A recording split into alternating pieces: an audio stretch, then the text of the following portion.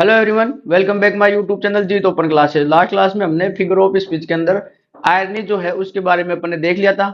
आज की क्लास में अपन देखने वाले हैं हाइपरबोली और ओनोमोटोपोइया। ठीक है। क्लास लेट आई है, इसका कारण ये है कि फैमिली में कोई फंक्शन था, इस वजह से क्लास टाइम से नहीं आ पाई। अब आपकी क्लासें रेगुलर आएंगी अब। ठीक है।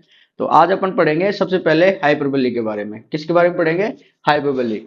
तो अपना 6 नंबर पे है हाइपरबोली, जिसको बोलते हैं अतिशयोक्ति। क्या बोलते हैं? अतिशयोक्ति।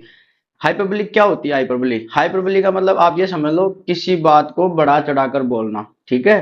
किसी बात को बढ़ा चढ़ाकर बोलना ही हाइपरबोली होती है। ठीक है। अब सबसे पहले अपन इसकी बात करेंगे इटिमोलॉजी की, यानी उत्पत्ति की। तो ग्रीक टर्म है हाइपर और ब्लो। ठीक है, ये दो वर्ड है, ग्रीक टर्म है ये। तो इनसे इसकी उत्पत्ति, हाइपर का मतलब होता है वो और ब्लो का मतलब थ्रू। ठीक है। अब जो हाइपरबोली है उसका जो दूसरे नाम और इनके क्या क्या होते हैं और इसको किस नाम से जानते हैं? हाइपरबोली। अपने जो टॉपिक है हाइपरबोली है, जिसको अतिशयोक्ति कहते हैं, इसके और नाम क्या क्या होते हैं? तो क्या क्या है? फर्स्ट नेम है ओवर स्टेटमेंट। दूसरा नाम क्या हो गया? और सभी का मीनिंग एक ही है, अतिशयोक्ति। ठीक है। ओवर स्टेटमेंट बोल सकते हैं इसको, एग्जैजरेशन स्टेटमेंट बोल सकते हैं इसको, एक्स्ट्रावेगेंट स्टेटमेंट इसको बोल सकते हैं। ठीक है। ये तीन नाम और हो गए इसके अलग से, ओवर स्टेटमेंट, एग्जैजरेशन स्टेटमेंट और एक्स्ट्रावेगेंट स्टेटमेंट। ठीक है। डेफिनेशन की बात करेंगे। स्टेटमेंट जो हाइपरबोली है वो क्या होती है? ठीक है। A statement is made emphatic by overstatement, यानी कि ऐसा कथन जो अतिशयोक्ति द्वारा बनाया गया हो, बलपूर्वक बनाया गया हो अतिशयोक्ति द्वारा, यानी कि उसमें बढ़ा चढ़ाकर बात बोली गई हो। ओवर स्टेटमेंट का मतलब हो गया अतिशयोक्ति। ठीक है, ये मीनिंग हो गया ना, ओवर स्टेटमेंट, हाइपरबोली, अतिशयोक्ति, अदर नेम। ठीक है। तो ऐसा कथन होता है जिसमें जो बात बोली जाती है वो उसमें अतिशयोक्ति की जाती है, उसको बढ़ा चढ़ाकर उस बात को बोला जाता है। या फिर ऐसे समझ लो, hyperbole is bold over statement, over statement over the extravagant exaggeration of fact of possibility, यानी कि जो तथ्य होते हैं या जो संभावनाएं होती हैं उसको, जो अपन बातें बोली जाती है उसमें जो कथन बोले जाते हैं, स्टेटमेंट बोले जाते हैं, उसका जो निर्माण होता है कथन का, उसमें जो कथन होते हैं वो एक्स्ट्रावेगेंट एग्जैजरेशन अतिशयोक्तिपूर्ण होते हैं। उनमें जो जो बातें बोली जाती है वही सेम ही मीनिंग है, बढ़ा चढ़ाकर बोलना। आप तो ये समझ लो, जो हाइपरबोली होता है उसमें जो स्टेटमेंट होते हैं उसमें जो बातें बोली जाती हैं वो क्या होती है? बढ़ा चढ़ाकर बोली जाती है। ठीक है, अतिशयोक्तिपूर्ण होती है। ठीक। जैसे आप एग्जाम्पल से बात करेंगे, he has tons and tons of money. अब उसके पास ढेर सारा पैसा है, ठीक है, लेकिन पैसा कितना है? Tons and tons of money. अब टन्स ऑफ टन मनी होती है क्या? नहीं होती। लेकिन उसने क्या कर दी? अतिशयोक्ति कर दी। और इसका मीनिंग क्या होता है? उसके पास ढेर सारा पैसा है। पैसा कितना? बहुत सारा पैसा है, लेकिन उसने लिखा क्या है? टन्स एंड टन्स, यानी कि टन के अंदर पैसा है। टन के अंदर पैसा कैसे हो सकता है? ठीक है। He is stronger then A line. He is stronger then A line, वह शेर से भी शक्तिशाली है। शेर से भी शक्तिशाली है। अतिशयोक्ति तो कर रहा है ये। ठीक है। He would draw the stage with tears, वह अपने आंसुओं से स्टेज ड्रॉ करेगा, यानी मंच ड्रॉ करेगा। यानी अब जो आंसू होते हैं उनसे, अपने जो आंसू हैं उनसे स्टेज ड्रॉ कैसे कर सकता है? पेंटिंग ही तो करेगा, हाथ से करेगा। लेकिन उसने क्या है? अतिशयोक्ति कर दी इसमें। ठीक है।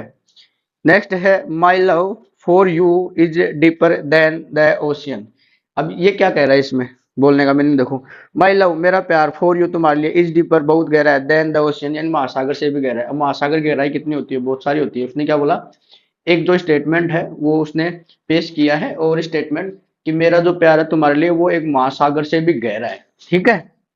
नेक्स्ट है he was running like the wind, वह हवा की तरह दौड़ रहा था। अब हवा की तरह दौड़ कैसे सकता है? एक तरीके से वो बहुत स्पीड में दौड़ रहा था, लेकिन उसने अतिशयोक्ति क्या की कि वह हवा की तरह दौड़ रहा था। ठीक है। नेक्स्ट नेक्स्ट है he was as tall as a mountain, वह एक पर्वत के जितना लंबा है। अब पर्वत कितना लंबा होता है? इंसान इतना लंबा थोड़ी होता है, लेकिन उसकी हाइट बहुत ज्यादा बड़ी होगी, इसलिए उसने तुलना कर दी माउंटेन के साथ। ठीक है। यानी कि माउंटेन जितना लंबा है, यानी कि उसने अतिशयोक्ति कर दी। ठीक है, क्या कर दी? अतिशयोक्ति कर दी, यानी कि हाइपरबोली हो गया। आपको एग्जाम्पल ऐसे मिलेंगे एग्जाम में। ठीक है। उनको आप पहचानना है, आपको देखना है, ऐसे वर्ड्स आपको मिलेंगे जिन जो मतलब एक तरीके से ओवर स्टेटमेंट होंगे, एग्जाजरेशन होगा, एक्स्ट्रावेगेंट स्टेटमेंट होगा, जिसमें आपको अतिशयोक्ति मिलेगी। ठीक है, किसी बात को बढ़ा चढ़ाकर बोलना। ठीक है, वही हाइपरबोली हो गया। हाइपरबोली का जो आप है ना, मेन तो ये है कि जो स्टेटमेंट होते हैं वो कैसे होते हैं? ओवर स्टेटमेंट होते हैं, बात को बढ़ा चढ़ाकर कहना, बस इतना ही है हाइपरबोली। ठीक है। बाकी अपन नेक्स्ट बात करते हैं। नेक्स्ट है अपना सेवंथ पर ओनोमोटोपोइया, जिसका मीनिंग होता है ध्वनि अनुकरणात्मक। ठीक है, ये क्या होता है ओनोमोटोपोइया? ये आप ये समझ लो, एक छोटा सा वर्ड बता देता हूँ, इको ऑफ द साउंड, यानी कि जो ध्वनि की जो गूंज होती है ना, वही ओनोमोटोपोइया है। ठीक है, ध्वनि की जो गूंज होती है वही है ये। अब ध्वनि कौन किस किस की हो सकती है? सबसे पहले अपन बात करेंगे इटिमोलॉजी की, यानी उत्पत्ति की। ओनम प्लस पोया, ये भी एक ग्रीक टर्म है, दोनों ही वर्ड ग्रीक हैं। ओनम का मतलब होता है नेम और पोया का मतलब होता है मेकिंग। ठीक है, अब अपन इसमें ये देखते हैं कि जो इसकी डेफिनेशन होती है ओनोमोटोपोइया, क्या होता है onomatopoeia? Onomatopoeia is a type of words representing sounds of things. अब किस किस का, यानी कि इसमें क्या किया जाता है, जो ऐसे वर्ड्स होते हैं, ऐसे उनको ध्वनि होते हैं जिनकी साउंड रिप्रेजेंट की जाती है, यानी प्रदर्शित की जाती है, साउंड दिखाई जाती है। किस किस की साउंड होती है? थिंग्स, वस्तुओं की साउंड हो गई। जैसे मैं अभी बोर्ड पे ऐसे कर रहा हूँ तो ये भी एक साउंड ही है। ठीक है, मशीन हो गया, ऑटोमोबाइल, मोटर वगैरह, नेचर, वातावरण, एनिमल्स जो अपने जानवर हैं, बर्ड्स और पक्षी। यानी कि इसमें जो मशीनें होती हैं, मोटर होती हैं, वातावरण हो गया, जानवर हो गया, बर्ड्स हो गए, इन सभी का जो साउंड होती है, इनकी जो गूंज होती है, वो क्या होता है? ओनोमोटोपोइया होता है। ठीक है, the process of imitating of over creating sound is also called onomatopoeia, यानी कि जो ध्वनि होती है उसको बनाना और उसकी नकल करना, उसका जो प्रक्रिया होता है ध्वनि के बनाने की और उसकी नकल करने की जो प्रक्रिया होती है, वो क्या होती है? ओनोमोटोपोइया। ठीक है, अब कैसे? जैसे एग्जांपल में अपन बात करते हैं, द बुल बिलोव्ड, यानी कि जो बैल है वो क्या करता है? चिल्लाता है। तो उसका जो बुल का जो क्या होता है? साउंड, बिलोव्ड, इसको। ठीक है, तो ये वर्ड आपको पहचान होंगे, बुल क्या करेगा? चिल्लाना। बजिंग ऑफ बीज, जो मधुमक्खियां होती हैं वो क्या करती हैं? बिनबिनाना। बजिंग ऑफ बीज, बजिंग ये उसका एक ऑफ साउंड है। ठीक है, बजिंग ऑफ बीज। हिसिंग ऑफ स्नैक्स, जो सांप होते हैं उनकी क्या होती है? फुसफुसाहट होती है, उसको क्या बोलते हैं? हिसिंग। क्या बोलते हैं इसको? हिसिंग। ये ध्यान रखना। बीज के लिए क्या करते हैं? बजिंग। और यहाँ भी मरमरिंग ऑफ बीज, ये भी बड़बड़ाना, ये बीज के लिए मरमरिंग और यहाँ बीज के लिए बजिंग, दोनों वर्ड काम में ले जाते हैं। और स्नैक के लिए क्या लेता है? हिसिंग।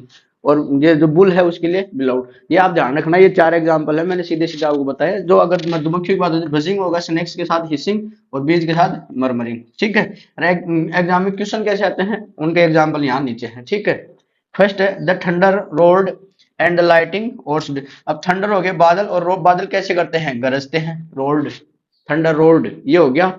इसका जो साउंड है थंडर का कैसा है? रोल्ड। ठीक है, तो यहाँ साउंड की बात हो रही है, जहां साउंड की बात होती है वहां ओनोमोटोपोइया होता है। ठीक है, द लाइटनिंग और सेट, यानी कि बिजली जो कड़कड़ाती है, बिजली की जो कड़कड़ाने की आवाज होती है और बादलों की गरजने की आवाज होती है। ठीक है, ही फ्लम डाउन बिहाइंड हिज न्यूज़पेपर, वह अपने न्यूज़पेपर के पीछे गिर गया। अब गिरने के बाद फ्लम डाउन। ठीक है, फ्लम्ड डाउन, ये ध्यान रखना। बाई जिगजैग पथ्स, यानी रास्ते कैसे? जिगजैग, यानी जिगजैग यानी टेढ़े मेढ़े रास्ते। कैसे? टेढ़े मेढ़े रास्ते। And Jutes of pointed rocks, यानी कि जूट्स होती है उबार, ऑफ यानी किसके? जो नुकीली जो चोटियां होती हैं उनके जो उबार है वो कैसे है?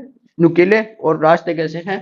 टेढ़े मेढ़े। ठीक है, brushing with hasty steps the dew away, यानी कि इसका मतलब हो गया बर्सिंग यानी साफ करना, विद द हैस्टी स्टेप तेज कदमों से, द ड्यू अवे यानी ओस को दूर हटाना, यानी कि तेज कदमों से ओस को दूर हटाना। तो हैस्टी स्टेप हो गया यहाँ पर। ठीक है, ये यही है, आपको ये वर्ड पकड़ने पड़ेंगे आपको सेंटेंस के अंदर। ये फ्लम्ड हो गया, या रोड हो गया, या ओरसड हो गया। अब इसके अंदर क्या है? ये ब्लाउड हो गया, इसमें बजिंग हो गया, स्नेक्स के साथ हिसिंग हो गया, मरमरिंग हो गया।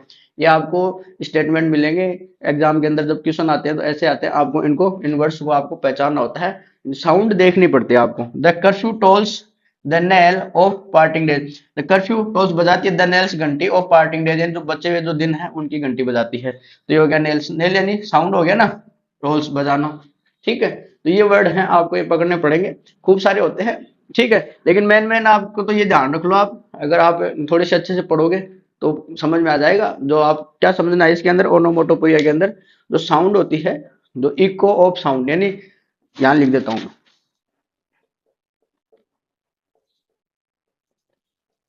ये ध्यान रखना। जो ध्वनि है उसकी जो गूंज होती है, जैसे पक्षी चहचाटे चहचाट करते हैं, है ना, कुत्ते का भौंकना, ऐसे, है ना। तो ये सब इनको ध्यान रखना है। तो इसमें जो साउंड होती है वो वस्तुओं की होती है, मशीन की होती है, ऑटोमोबाइल्स की होती है, नेचर की होती है, एनिमल्स की होती है, बर्ड्स की होती है, इत्यादि जितने भी साउंड होते हैं अपनी प्रकृति के अंदर, उन सभी की साउंड जो होती है, उनकी जो गूंज होती है, उनकी बात अपन किस में करते हैं? ओनोमोटोपोइया के अंदर करते हैं। जो बैल होते हैं वो चिल्लाते हैं, मक्खियां जो भिनभिनाती हैं, और जो सांप है उनका कैसा होता है, हिसिंग साउंड होता है, हिसिंग हिसिंग यानी फुसफुसाना, मरमरिंग ऑफ बीज, ठीक है। बादल होते हैं वो गरजते हैं, लाइट बिजली क्या करती है, कड़कती है, कड़कने की आवाज आती है ना बिजली की, ऐसे। तो ये सब हो गया ओनोमोटोपिया। इन ओनोमोटोपिया के अंदर बात करेंगे अपन साउंड की, ठीक है, और हाइपरबोली के अंदर बात करेंगे अपन किसी बात को बढ़ा चढ़ाकर बोलना, ठीक है। आई होप आपके दोनों क्लियर हो गए होंगे, एक बार फिर से वीडियो को देख लेना, ठीक है, अच्छे से क्लियर हो जाएगा। नेक्स्ट क्लास में मिलते हैं नेक्स्ट फिगर ऑफ स्पीच के साथ। आज के लिए इतना ही, ठीक है। क्लास अच्छी लगी तो वीडियो को लाइक करें, शेयर करें और कमेंट करना ना भूलें, ठीक है। Thank you.